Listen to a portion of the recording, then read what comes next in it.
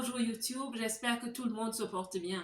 Si tu es nouvelle ici, installe-toi, je te dirais même abonne-toi. Mon nom est Marcel Angèle Abomoïla et sur cette chaîne, je me suis donné pour humble mission d'accompagner, de booster, de motiver et même d'inspirer la femme qui vit dans la diaspora. Celle-là même qui a pris la ferme décision de réussir sa vie loin de chez elle. Parce que je vis dans la diaspora, je sais que ce n'est pas évident de réussir loin de chez soi. C'est pour ça que je parle ici de l'état d'esprit qui nous aide à réussir. Je nous parle aussi de notre santé mentale. Oui, parce que différemment de quand on était au pays, dans la diaspora, la santé mentale est quelque chose, franchement, de tellement crucial qu'il faut en parler. Je parle aussi de l'autonomisation, c'est-à-dire notre responsabilité à prendre nos vies en main, quelle que soit la façon dont tu le fais, surtout dans le cadre de certaines valeurs, pour réussir ta vie loin de chez toi. Nous parlons aujourd'hui d'un sujet qui parle à plusieurs personnes. C'est un sujet aussi qui est parlé, qui est évoqué par plusieurs personnes. Les gouvernements en parlent, des gens sur les réseaux sociaux en parlent, encourageant les gens à rentrer chez eux, la diaspora, à rentrer au pays, construire au pays. J'avoue qu'il y a une différence entre plusieurs diasporas, plusieurs groupes de diaspora, si je peux le dire ainsi. Parce que dans la diaspora, il n'y a pas que la diaspora africaine.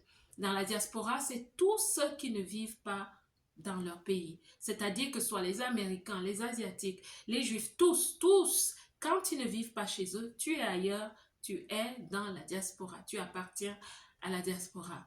Mais la différence entre la diaspora africaine et plusieurs autres diasporas en ce qui concerne le sujet que je vais évoquer ici, c'est que les autres diasporas, je ne sais pas si je vais dire n'ont pas besoin de ce message, de rentrer au pays, cet encouragement, parce que, bon, c'est une diaspora qui est quand même ailleurs depuis très longtemps et qui a compris depuis très longtemps aussi qu'il faut construire son pays, qu'il faut participer à la construction du pays. Mais je souhaite aussi ajouter, je vous assure, ceci est un fait, même si je n'ai pas les statistiques, que les diasporas différentes n'ont pas la même puissance. La même puissance, je ne vais pas parler des choses politiques, mais je vais m'arrêter au niveau économique, parce que nous construisons notre économie individuelle, mais nous participons aussi à l'économie globale, communautaire du pays. Donc, la puissance économique de certaines diasporas est plus élevée. Je ne vais pas parler du pourquoi dans cette vidéo, c'est une autre conversation, mais ce qui fait que pour eux c'est aisé, pour eux c'est facile de le faire. Et c'est pour ça que je souhaite lever ce pan de voile et parler à une femme, à une belle dans la diaspora qui depuis longtemps rêve de rentrer chez elle, qu'elle soit seule ou qu'elle soit en famille, en couple. Ce n'est pas toujours aisé, ce n'est pas toujours aisé. C'est pour ça que dans cette vidéo, je vais te parler de 3 choses que tu dois absolument prendre en considération si à un moment donné, avant d'avoir 80 ans, tu vas rentrer chez toi si tu le souhaites. La toute première chose, ma belle, que tu dois faire, c'est d'avoir une vision. D'avoir une vision. Tu souhaites rentrer, tu dois absolument avoir une vision. Pourquoi est-ce que tu souhaites rentrer? En tant que coach, je cause avec plusieurs femmes dans la diaspora. Pour certaines, la raison pour laquelle elles souhaitent rentrer, c'est que le système est difficile. Le système est lourd à intégrer. Le système est lourd à... Enfin, c'est difficile d'être dans certains systèmes qui sont trop structurés, qui sont trop organisés. Ils les facturent et tout ceci, c'est compliqué pour elles et elles souhaitent rentrer. Si c'est ta raison, ma belle, je te dis, arrête-toi. Ce n'est pas une bonne raison pour entrer dans son pays. Parce que ce soit où tu te trouves et dans ton pays, le dénominateur commun, c'est toi. Donc arrête-toi et écoute cette vidéo. Aie d'abord une vision très claire de ce que tu souhaites aller faire quand tu rentres au pays. Ne te dis pas, je souhaite rentrer parce que plusieurs le disent. Oh, tu sais chez nous le soleil, tu sais chez nous comment on mange, tu sais chez nous la culture, tu sais chez nous c'est ouvert, les gens sont ceci. Et quand tu as des problèmes, il y a une tata, il y a un tonton, il y a une cousine, un cousin, tu peux toujours t'en sortir. Chez nous c'est plus facile. Ce n'est pas pour ça que tu dois rentrer, ma belle. Tu cherches juste une zone de confort. Et quand tu arrives là-bas, les choses peuvent être pires. Tu dois avoir une vision claire. C'est quoi ton don? C'est quoi ton appel? Qu'est-ce que tu souhaites faire dans la vie? Est-ce que tu vas pour être entrepreneur parce que tu as une solution à apporter, un service à apporter? De tout ce que tu as appris, tu souhaites apporter là-bas. Est-ce que tu souhaites aller avoir une vie associative? Mais tu pieds une association, tu dois le savoir exactement. Et quelle association? Pourquoi cette association? Tu dois exactement le savoir. Est-ce que tu rentres parce que tu as un don, quelque chose que tu souhaites manifester? Et c'est là-bas que tu as facilement les ressources. Peut-être parce qu'elles sont naturelles, parce qu'elles sont dans la nature et tu veux les utiliser. Pourquoi est-ce que tu souhaites rentrer? Tu dois le savoir. Tu veux construire les hôpitaux, les écoles ou dans ton village, faire des adductions d'eau. Tu dois le savoir. Les pays ont des visions. Les entreprises qui réussissent ont des visions. Les individus, les humains qui réussissent ont des visions. Tu dois avoir une vision. Et ta vision doit être capable d'être élaborée en une seule phrase, énoncée en une seule phrase. Tu dois pouvoir l'énoncer. Je vais te donner quelques exemples d'entreprises, les visions d'entreprises énoncées en une phrase, ou maximum deux, mais c'est généralement une phrase. La vision de Tesla. Et je souhaite d'abord te dire qu'une vision, quand tu énonces ta vision, elle est au-delà de ce que tu vas faire. C'est-à-dire, elle est au niveau du service, de l'humanité, du bien que ça va apporter. Écoute, la vision de Tesla est accélérer la transition mondiale vers un schéma énergétique durable. Nous savons que Tesla, c'est les voitures, n'est-ce pas? Mais ici, il n'a pas parlé de voitures. Donc, ta vision doit parler du bien-être, du bien global, de ce que tu apportes. D'accord? La vision de LinkedIn est mettre en relation des professionnels du monde entier pour les rendre plus performants et productifs. La connexion, créer chez les autres la performance et la productivité. Ça reste au niveau du concept des idées. Et là, LinkedIn, c'est une plateforme mondiale très connue, une plateforme de connexion professionnelle. Pour finir, la vision de Google est organiser les informations à l'échelle mondiale dans le but de les rendre accessibles et utiles à tous. Voilà les visions. Il faut que tu sois capable d'énoncer ta vision comme ça en une phrase en fonction de ce que tu souhaites apporter comme valeur. D'accord? C'est la première chose. Ma belle, tu dois avoir une vision. Tu souhaites rentrer dans ton pays. Pourquoi? La deuxième chose, c'est que tu dois avoir un plan. Ma belle, tu dois avoir un plan. Si tu as décidé de rentrer, tu dois vivre pour un plan pendant que tu es où tu te trouves. Et ton plan doit être smart. Ton plan doit être intelligent. Ton plan doit être stratégique. C'est-à-dire qu'il doit être très spécifique. Comme ta vision, ton plan doit être spécifique. Tu dois avoir une feuille de route. Tu veux rentrer quand? Tu souhaites rentrer quand? Dans 10 ans, donne-toi une date. Va dans ton calendrier, dans ton agenda, va sur les 10 ans prochains, choisis un jour, un mois, une année. Choisis une date précise. Écris-la, pose-la quelque part. Ta feuille de route va être cascadée vers ce jour-là. D'accord? Tu crées d'abord ta date de retour et tu vas maintenant mettre sur pied un plan. Et sur ton plan, tu vas mettre des objectifs annuels sur 5 ans, sur 7 ans, à ce jour.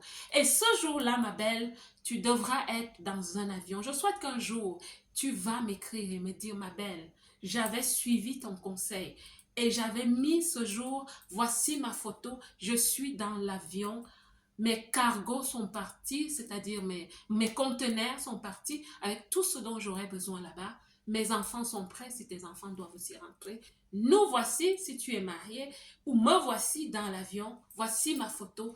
Voici mon jour smart que j'avais choisi, c'est-à-dire jour intelligent que j'avais choisi et je suis en train de rentrer.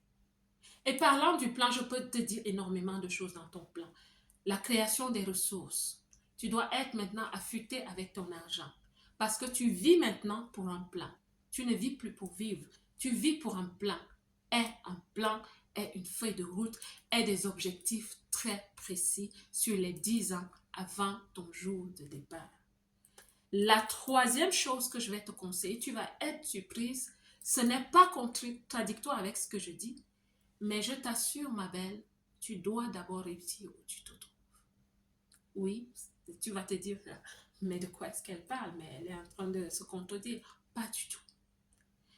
Tu ne peux pas rentrer pour être un problème où tu vas. Voilà comment je vais le dire. Tu te souviens quand moi je suis venue, ou plusieurs d'entre nous sommes venus, si tu es venu comme immigré comme moi, si tu es venu comme immigré comme moi, tu te souviens que notre départ était impréparé. Tu te souviens que notre départ était hasardeux. Nous savions où nous allions, mais nous n'avions pas tout ce que je viens de te dire. Nous n'avions pas une vision, nous n'avions pas un plan de route, nous n'avons pas travaillé notre départ, nous n'avons rien préparé. Et quand nous sommes descendus, c'était fracassant dans tous les sens. La désillusion, les chocs qui nous ont affectés pendant des années et certaines personnes qui n'ont pas encore travaillé pour guérir de ces blessures vivent encore ces chocs et ça impacte leur vie ici. Alors ma belle, je ne souhaite pas que tu ailles vivre là-bas ce que tu as vécu quand tu es arrivé ici parce que tu vas partir impréparé. Réussis d'abord où tu te trouves. Fais un plan. Ton plan va inclure la réussite sur place. Au niveau financier, tu vas mettre des choses en place. Je parle d'autonomisation. C'est une entreprise, c'est un super boulot. Je vais un jour faire une vidéo sur comment, parce que je suis arrivée ici à un certain âge, après mes 25 ans, donc je me suis dit, je commençais très tard. Et j'ai mis sur pied un plan pour avoir un certain salaire en 3 ans. Et je l'ai accompli. Et c'est fou, je ne le conseille à personne. C'est pas bon pour les chefs, les patrons d'entreprise, peut-être ou pas, je ne te le conseille pas. Mais voilà ce que j'avais fait. Un jour, je vais en parler. Donc, quand tu es encore là, réussis où tu te trouves. Mais je vais te dire, il y a aussi une vérité spirituelle. Tu restes quelque part, tu n'ajoutes pas vraiment de la valeur. Tu veux simplement te lever et fuir. Non, ça ne marche pas. Ça ne marche pas. Même Dieu va te dire, écoute ma belle, tu es venue là, comment? Pourquoi? Donc, prépare-toi. Réussis où tu te trouves en ce moment. Épanouis-toi où tu te trouves. Travaille. Pendant que tu es là, apprends des choses. Apprends ce que tu... Apprends une expertise. Apprends. Parce que quand tu rentres chez toi, qu'est-ce que tu vas aller faire? Tu dois le savoir. C'est pour ça que je parlais de vision. Ça commence par là.